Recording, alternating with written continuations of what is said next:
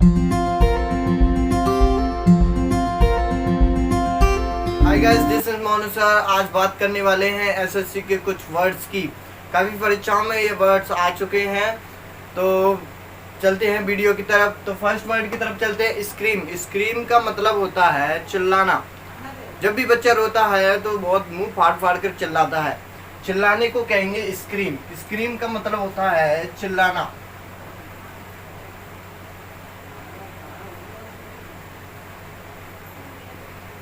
बढ़ते हैं अगले वर्ड की तरफ। तो अगला वर्ड क्या कहता है, वेन। वेन का मतलब होता है बहुत व्यर्थ या बेकार चीज होती है, जो किसी मतलब की नहीं होगी, वो कहलाती है वेन। किसी, मैं कह रहा हूँ कोई काम मैं कर रहा हूँ, उसका कोई मतलब नहीं निकल रहा है, तो ऐसा जो काम रहता है व्यर्थ होता है। तो व्यर्थ को क्या कहेंगे इंग्लिश में, वेन। वेन का मतलब होता है व्यर्थ, व्यर्थ या कह सकते हैं बेकार। बढ़ते हैं अगले वर्ड की तरफ। तो अगला वर्ड क्या है, टॉयल। टॉयल का मतलब होता है ऐसी मेहनत, बहुत कठिन परिश्रम, बहुत कड़ी मेहनत जो होती है वो कहलाती है टॉयल। मजदूर वर्ग बहुत कड़ी मेहनत करते हैं अपनी घर परिवार को चलाने में, तो ऐसे ही जो मेहनत को कहलाती है वो कहलाती है टॉयल। टॉयल का मतलब होता है कठिन परिश्रम या कड़ी मेहनत कह सकते हैं, कठिन परिश्रम। बढ़ते हैं अगले वर्ड की तरफ। तो अगला वर्ड क्या कहता है, अगला वर्ड है नाइटमेयर। नाइटमेयर का मतलब होता है बुरा सपना। ऐसा सपना जो कह सकते हैं बहुत बुरा हो, किसी मतलब नींद को जगा दे, ऐसा जो सपना होगा वो क्या कहलाएगा, नाइटमेयर। हम किसी चीज़ को दोपहर में देख चुके हैं, बहुत ऐसी नकारात्मक चीज़ है, और उसी का सपना शाम को हमारे सपनों में आए तो क्या कहलाएगा, वो कहलाएगा बुरा सपना। तो बुरा सपने को क्या कहते हैं इंग्लिश में, नाइटमेयर, बुरा सपना। बढ़ते हैं अगले वर्ड की तरफ। अगला वर्ड है गॉर्जियस। गॉर्जियस का मतलब होता है शानदार। क्या कहीं सुना है ये शानदार? सुना है। मैंने इससे पहली वाली वीडियो में इसका एक सिनोनिम बताया था आपको गॉर्जियस का। शानदार को दूसरे वर्ड में हम मजेस्टिक भी कह सकते हैं, इसका सिनोनिम हो गया मजेस्टिक। तो गॉर्जियस का मतलब क्या आएगा, शानदार, बहुत ऐसी चीज जो मन को भा जाए वो कहलाती है गॉर्जियस। या दूसरा इसका शब्द है, सिनोनिम है, वो है मजेस्टिक। क्या कहलाएगी, मजेस्टिक। अगले वर्ड की तरफ चलते हैं, नौसी। नौसी का मतलब होता है बीमारी। बीमारी तो कई प्रकार की रहेंगी, तो नौसी का मतलब क्या रहेगा, बीमारी, बीमारी। नौसी का मतलब क्या रहेगा, बीमारी। बढ़ते हैं अगले वर्ड की तरफ। अगला वर्ड है लेम। लेम का मतलब क्या होगा, और लेम का मतलब होता है लंगड़ा। अब इस तरह लंगड़े को किस तरीके से आपको एक्सप्लेन समझ जाओ कि लेम में यानी होता है लंगड़ा। अगले वर्ड की तरफ, लेम में यानी लंगड़ा होता है क्या, लंगड़ा। बढ़ते हैं अगले वर्ड की तरफ। अगला वर्ड है थ्रिप। थ्रिप का मतलब क्या रहेगा, थ्रिप का मतलब होता है, कह सकते हैं किसी की उन्नति, प्रगति।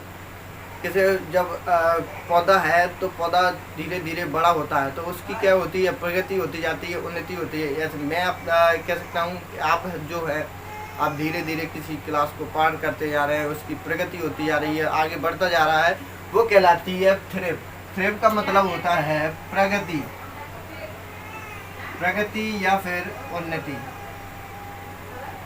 किसी चीज का बढ़ता हुआ पन, बहुत मतलब बढ़ता जाए तो वो कहलाती है प्रगति या उन्नति, और इसी को इंग्लिश में हम कहते हैं थ्रिप। वर्ड, अगला वर्ड जो है वो कहलाता है टॉडलर। टॉडलर का मतलब क्या कहलाएगा कि एक किसी जो व्यक्ति है, वो व्यक्ति नहीं कह सकते हैं, लड़खड़ाकर जो चलने वाला जो बच्चा होता है वो कहलाता है टॉडलर। सभी बच्चे लड़कर, शुरुआत में तो जब सभी बच्चे लड़खड़ाकर ही चलते हैं, तो टॉडलर का मतलब क्या हुआ, लड़खड़ाकर चलने वाला बच्चा, लड़खड़ा कर चलने वाला बच्चा। लड़खड़ाकर चलने वाला जो बच्चा होता है वो कहलाता है टॉडलर। टॉडलर। अगले वर्ड की तरफ करते हैं सुमन। सुमन का मतलब होता है किसी को बुलावा देना। अब नवरात्रि का ही सीजन आने वाला है, तो नवरात्रि में माता को बुलावा भेजा जाता है, तो सुमन का मतलब होता है बुलावा। क्या है बुलावा देना, या किसी को बुलावा देना। जैसे मैंने कहा किसी शादी वगैरह की बात की जाए तो शादी में किसी पेरेंट्स को बुलावा देना है, तो वो बुलावा देना क्या कहलाएगा? सुमन। सुमन का मतलब होता है बुलावा देना। अगले वर्ड की तरफ चलते हैं वीदर। वीदर का मतलब होता है बहुत कह सकते हैं किसी चीज़ का मुरझाया हुआपन। जब कोई चीज़ मुरझा जाती है तो उसे कहते हैं वीदर। क्या कहते हैं? वीदर। तो वीदर का मतलब क्या हुआ? मुरझाना। मुरझाना। अगले वर्ड का कहता है, अगला वर्ड है निगेट। निगेट का मतलब क्या होता है? किसी चीज़ का नकारात्मक किसी चीज़ को नकारना। मैंने एक बात कही, आपने उसको नकार दिया, तो वो कहलाता है निगेट। क्या कहलाएगा? निगेट। मैंने आपके पास एक प्रस्ताव रखा, आपने उससे नकार दिया, तो वो कहलाता है निगेट। निगेट का मतलब होता है नकारना। नकारना। बढ़ते हैं अगले वर्ड की तरफ। अगला वर्ड है पेरीफेरी। पेरीफेरी का मतलब होता है किसी चीज़ का भारी हिस्सा। कैसा? भारी हिस्सा। भारी मतलब कि ये जो मार्कर है, मार्कर के अंदर जो रॉड वो जो डली रहती है, जो जिसमें स्याही होती है, वो इसका अंदर हिस्सा, इसका जो भारी हिस्सा है, तो ये भारी हिस्सा जो है वो क्या कहलाता है? पेरीफेरी। क्या कहलाएगा? पेरीफेरी। तो पेरीफेरी का मतलब क्या है? किसी भी चीज़ का भारी हिस्सा। किसी भी चीज का बाहरी हिस्सा।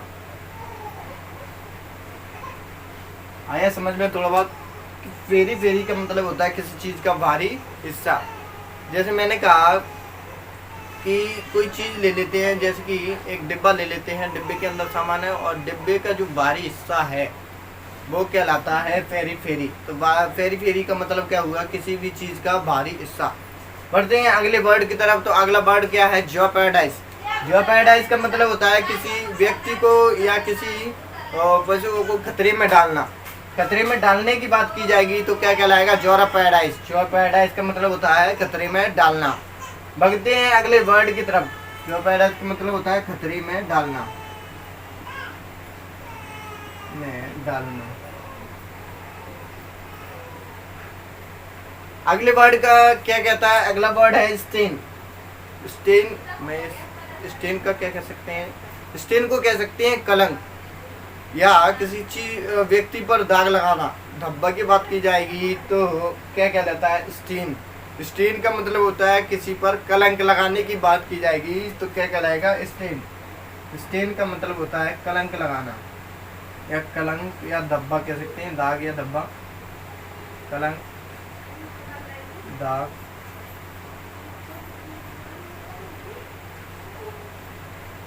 आया कुछ समझ में? स्टेन का मतलब होता है कलंक या दाग। तो आज की वीडियो में इतने ही हम वर्ड्स को पढ़ने वाले हैं, और अगली वाली वीडियो में कुछ नए वर्ड्स के साथ हम आपके साथ उपस्थित होंगे। और तब तक के लिए बने रहें हमारे चैनल पर। लाइक शेयर सब्सक्राइब करते रहें, बेल आइकन दबाना ना छोड़ें, ताकि अगला जो वॉकअप सेशन है वो आपके पास पहुंच जाएगा। तब तक के लिए धन्यवाद।